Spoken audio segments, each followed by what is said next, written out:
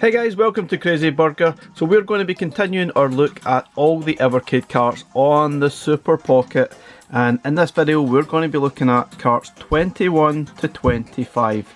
Are they compatible? Are they playable? Are any of these carts any good? Let's find out. Okay guys, so we are continuing looking at all these Evercade carts on the Super Pocket. Make sure they are compatible, playable at least, given the fact that obviously we've got a smaller screen on the Super Pockets. Now one of these carts is definitely a must buy, but which one is it? Let's get started with Intellivision Collection 1. Okay, this is Intellivision Collection 1, comes with 12 games. It's cart number 21. And this is the first Intellivision collection on Evercade. Got a few recognisable titles here, some decent enough stuff. Night Stalker, Astro Smash, Thin Ice, Thunder Castle, Shark, and there's a homebrew game on here, Princess Quest, which is actually very good. Got some crappy stuff like Frog Bog and maybe Slapshot, they're really not great at all. It's certainly a mixed bag. I did enjoy it at the time, but on the Super Pockets, does it really work? Given the fact that a few of these you need to utilise the virtual on-screen keypad, yeah, not ideal. So let's have a look at some of the games and some of the issues. Okay guys, I'm not going to play through every game, but I'm going to look at some of the games, highlight some of the issues. Now, Astro Smash no doubt is a really cool game, and I quite enjoyed playing this one. But I felt that the left and right side was a little bit sticky. I'm not sure why. It just didn't feel perfect. And as though it's a cool game, it does get very repetitive very quickly, but there's no doubt it does look really nice on this screen. There's other stuff. Buzz Bombers is another shooter as well, which is okay, nothing special. Frog Bog is just absolutely awful, pointless game. Night Stalker is alright, but I'm not really sure it works that great on these devices. Looks nice enough, but I feel as if the controls are a bit sticky sometimes. Yeah, it's alright. And I guess the idea is to try and defeat this robot without dying, but I felt sometimes the movement on the D-pad was a little bit stiff and didn't really work that well for me. Okay, we also have Pinball, which is actually alright, it's not too bad at all. So this is where you need to use the virtual keypad, which you need to press the L1 or R1 button on the back of the device, and you can see the virtual keypad is absolutely tiny, you can hardly see it.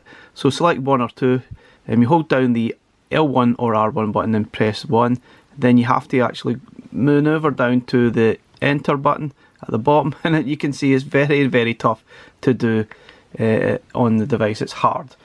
Now there's not an awful lot of that on this cart, but it's still there and it's very annoying. So let's get started. This is actually alright as a pinball game, not as good as the Codemasters one that we looked at in a previous video, but it's alright. The only problem is the controls. I think the left flipper is the A button and obviously the right one's B. It would have been better if it was the controls over here and here, but anyway, it is what it is. It's not as good as the Codemasters game. Okay, we also have Princess Quest, which is a homebrew game, and it's actually pretty good. It's kind of a bit like maybe a Ghouls and Ghosts style game. Yeah, obviously the way we do that. It's probably one of the better games on the collection anyway. And you don't need to utilise the on-screen keyboard, so it's perfectly playable and it's fun. Okay, we also have Shark. Now there's no doubt that's a really cool game. And yeah, you need to select the players again with the keypad, which is an absolute pain in the butt. Okay, once you get started, obviously you need to devour all the sort of fish that are smaller for you. Avoid the shark. It's alright, it's pretty reasonable fun. We have Slapshot Super Pro Hockey, which is just unplayable for me. The graphics are far too tiny to be enjoyable, and it takes an absolute age to get started. You can see I'm not even going to get started, but the graphics are very small. It's not playable for me. I don't like this game. We've also got Snafu, kind of boring, hard to actually see what you're doing. Thin Ice is quite good fun. We've got Thunder Castle. Now Thunder Castle is pretty good. I quite enjoyed that one. And again, you need to choose how many players. It's a bit of a pain. It just is so annoying trying to do it at the same time, but generally it's just about choosing the players and pressing enter. It's not as in-depth as the Collection 2, which there's far too much to do with the keypad. It just becomes an unplayable mess. And this is pretty good fun. I certainly enjoyed playing through this when I first got the collection. But yeah, you need to avoid that dragon until you activate your sword with the special magic vampire bats. I don't know. I have no idea what's going on. And we've also got Word Fun, which is an absolute waste of time. Don't really know what that's all about. Ideally it's for 2 players. It's just tedious. Obviously it's against another player, so it's really a 2-player game. An absolute pointless thing for your Super Pocket. So guys, overall I really wouldn't recommend Intellivision Collection 1. There's some good games. If you've got nostalgia for it, you might like it. But I reckon on this device it's certainly a lot more trickier than on your Evercade EXP or VS. Okay, next up it's Bitmap Brothers Collection 1. This comes complete with 5 games. And this is cart number 22. Obviously not really the best cart, given the fact if you don't like Speedball or Chaos Engine or have nostalgia for them, then you probably won't get much out of this cart at all. I certainly think I would probably buy it just for Speedball 2 because I absolutely love it. Maybe not the best version. This is a Mega Drive version. Would have been nice, I guess, to have maybe the Amiga version or Commodore 64 version, or even a mixture of all of them. But at this time we didn't have home computers on Evercade, but it is what it is. But the Chaos Engine is fantastic. Speedball 2100 is PlayStation game, Speedball Original is Master System, and Xenon 2 is a shooter. I think it's Mega Drive as well. They're okay games. However, I definitely found an issue with the Chaos Engine on the Super Pocket. Very weird indeed. Let's check it out. Okay, Bitmap Brothers, we've got the original Speedball, Speedball 2100, Speedball 2, the Chaos Engine, Xenon 2. Let's look at Chaos Engine, because there's definitely an issue with that game. Now, I'm pretty sure this is the SNES version of the Chaos Engine. It's a really decent version, probably just as good as the Amiga version, perhaps.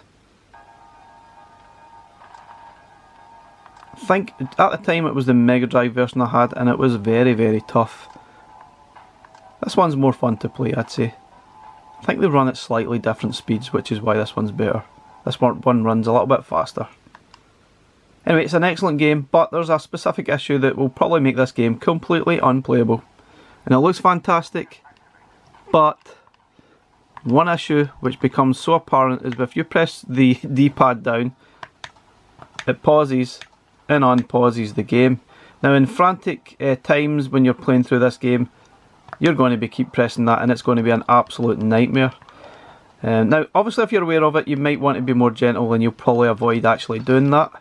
But I guess when things get frantic you'll probably forget and you'll keep pausing and unpausing. Not sure what that's all about. I don't remember that happening in any other version of this game. So it's obviously a little bit of a flaw that needs fixed in a firmware update for this device.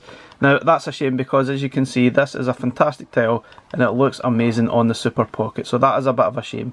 Fingers crossed they actually get a fix for this. So let's have a look at Xenon 2. This is pretty cool. I think there's no doubt it's a cool game, but I felt the speed of the game is just a little bit slow. It does take a little bit of getting used to. But no doubt a decent enough game. I reckon though probably would have been better off with the Amiga version here. But yeah, at the time we didn't have home computers, so Mega Drive version it is. So let's have a look at the classic Speedball 2. This is definitely the Mega Drive version. There's no doubt this is an absolute classic. Love it, and it looks great on this Super Pocket, no doubt about it. And I would highly recommend it. If you love your Speedball, then I would probably just pick it up just for this game because it's absolutely brilliant. Ideally if you can get a special offer on the cart and not really pay full price, but it's excellent, really enjoy it. Okay, we've also got the Speedball 2100. This is the PlayStation game, not the best at all. Let's have a quick look at it. Now one of the issues you can probably see here is that the graphics are really tough to see, that the writing isn't the most legible on the side there, which isn't ideal. It looks a bit squashed. Now I've changed the different viewpoints, it still looks squashed no matter what view you've got. I'm not really sure what's going on with the screen ratios there, but it doesn't seem right to me. And another issue with this game is it just isn't fun to play. It's not like Speedball 2 at all. I think they're trying hard to sort of update it for a new audience, but for me I think they've mucked up. It just doesn't work. And another issue is look at the colours of the teams. Both of them are brown. It just looks terrible. I think they're probably just trying too hard to make something new and fresh, but really they've made it worse than Speedball 2. Okay, lastly we might as well look at Speedball. This is on the Master System. And this one is another one. You'd probably rather be playing Speedball 2. It just plays far too slowly.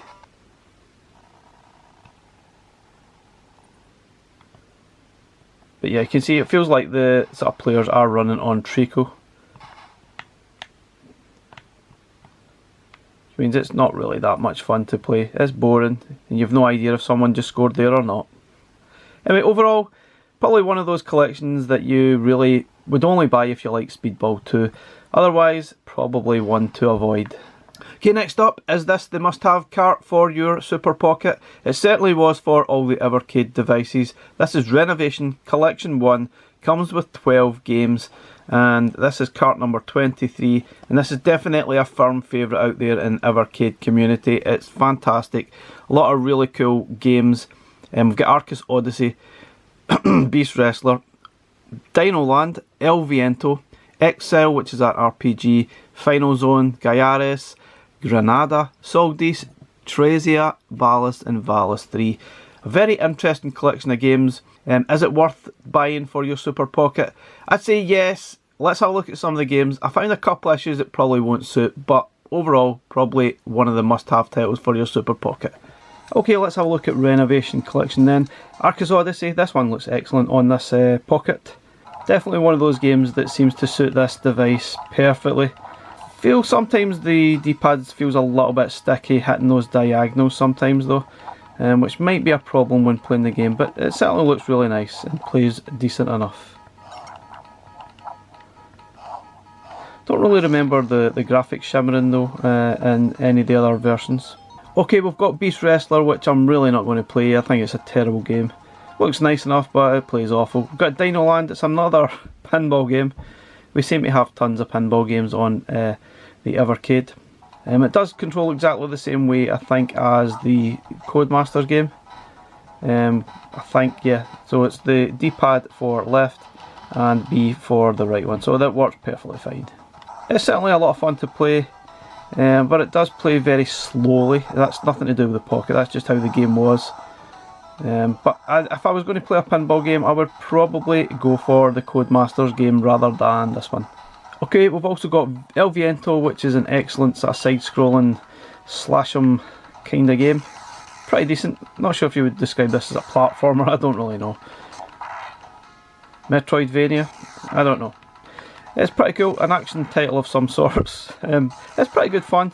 It is very, very difficult though. But no doubt it looks great on the Pocket. And if you love your renovation games, this one's certainly one of the best ones. So we've got Excel, which is an RPG game. Probably not ideal for this screen.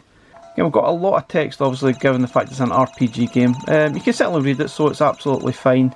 So at some points through the game you move to this kind of side view style, which is kind of a weird, but it actually works pretty well.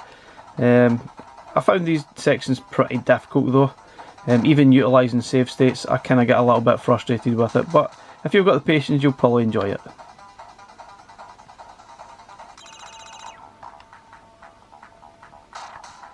You've got Final Zone, which is fantastic. Gets pretty tricky, but it's very, very good and certainly works very well on the Pocket. So we've got Gaiares, which is one of the shooters, one of the two shooters that's on here. I'm not sure which one is better. We've got Granada X, which is a bit like the one we just played, Final Zone. It's that type of idea, the isometric still view. It is pretty good. We've got Soldis. I think this is probably the better of the two shoot 'em ups on the device. So, because you can see, this one looks terrific on this Pocket. And if you love your shooters, I would certainly recommend this one. It's very, very good. And yeah, you can hold down the button without actually continually pressing it, which is a bonus for me. You won't get finger fatigue. Okay, we also have Trezia, which is another RPG, not the best at all, wouldn't recommend it. Not as good as the other one, but if you've got the patience you might be able to sit through it, but I just found it extremely boring. We've got Valis and Valis 3. Two really decent games. They do run a bit slowly, but let's have a look at Valis.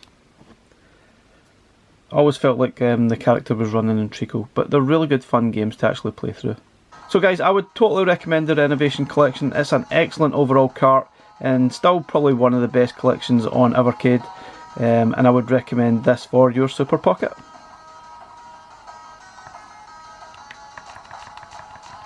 Okay, next up we're looking at Gremlin Collection 1. Now we've just obviously looked at a cart that you must buy. This one might be one of those you might want to miss. It only has 6 games. It's cart number 24. And probably the most outstanding game here is Zool, which is excellent. I really enjoyed that. We've also got Actua Soccer. This is a PlayStation game. And Utopia, which is a kind of a strategy style game. We'll get Premier Manager 97, which is obviously a football management game. Hardcore 4x4, which is another PlayStation title, and Brain Blender, which is a Game Boy game. A very mixed bag. Not really sure these are all suitable for the Super Pocket. I don't really think this is a great collection altogether anyway, but let's have a look at some of the games now. Okay, we've got the Gremlin Collection now. Let's have a quick bash at Actua Soccer. This is PlayStation, which you can probably tell by these screens. And one of the things you notice about this game is it's got commentary. And that's probably the best part about the game. Is this a good football game? I don't know. Excellent commentary, but I found that playing this game isn't the most fun football game you'll ever play. The viewpoint is really bizarre. But thankfully you can actually change the viewpoints. Wow, did that go in? I think the goalie put that in. Anyway, you can change the camera viewpoints by utilising the R1 and R2 buttons, I think it is, on the back, which obviously not ideal for the Super Pocket. But if you press notice the 2 shoulder buttons on the side here, you can utilise the different viewpoints, and you can pick one that suits you.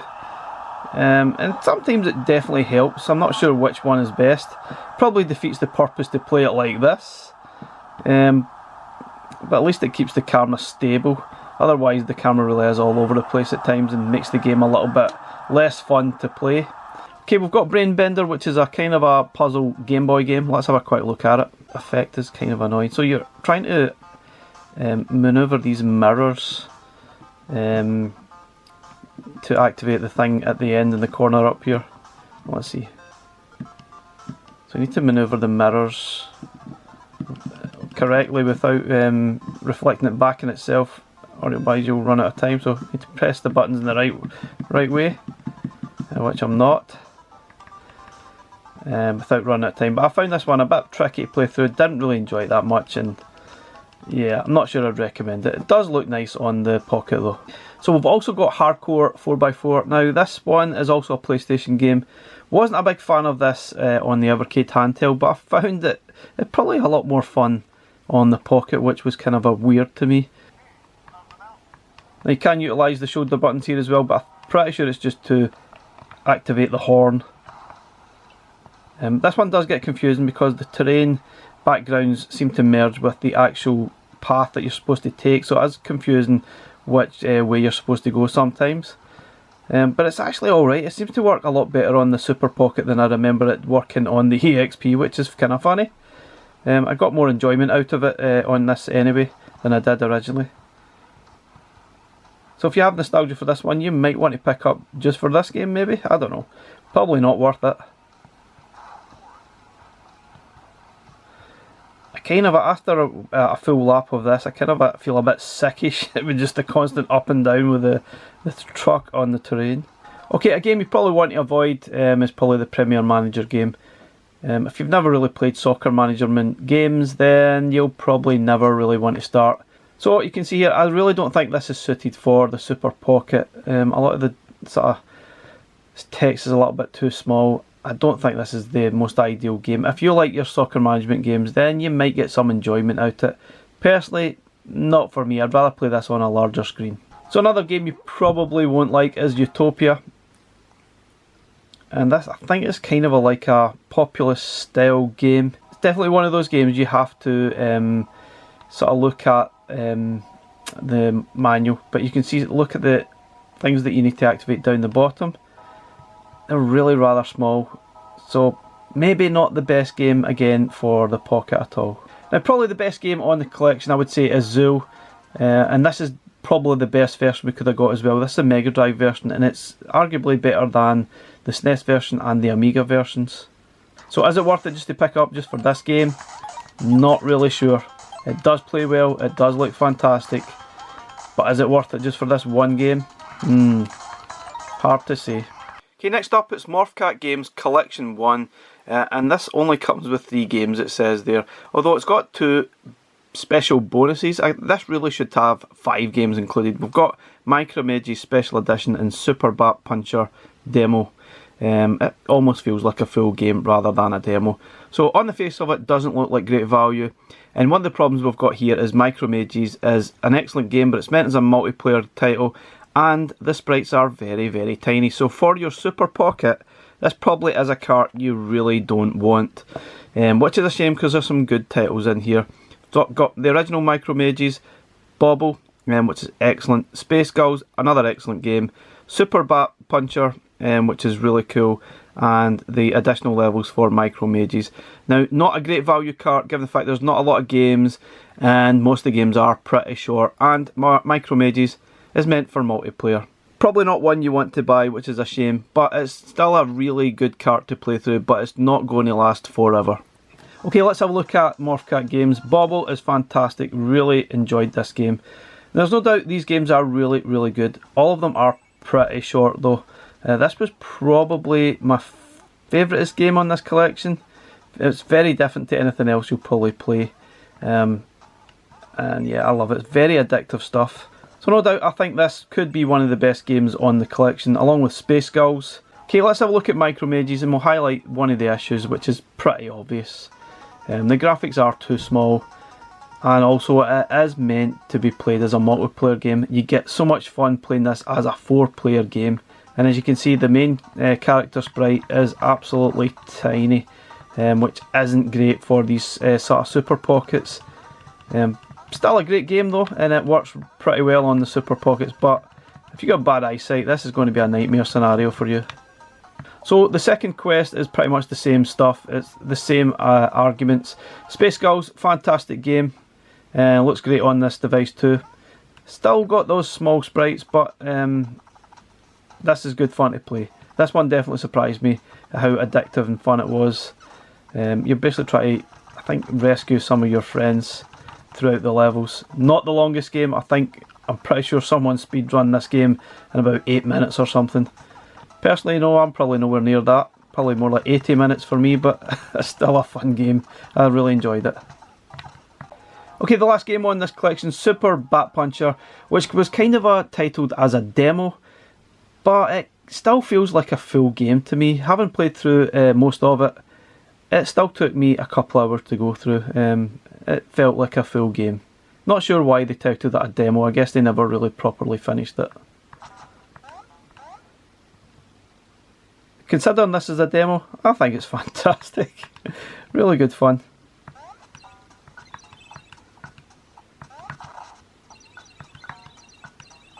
See, there is text, but you can just about read it, it's fine. Definitely a very nice game. The cart overall, probably wouldn't recommend it for your Super Pocket. There's some really nice games here, very short, and Micromages, the graphics are too small, and it's meant as a multiplayer game, but still a reasonably good cart. Just not one I can really recommend wholeheartedly. Okay guys, so that's our look at carts 21 to 25 on the Super Pocket. A mixed bag indeed. Certainly one of these carts is a must have. Renovation Collection is terrific. The rest of the carts, not sure they're must have. There's some good games in there, yes, but overall probably not perfect for your Super Pockets. Again guys, thanks very much for watching. Catch you again in the next one. Bye for now.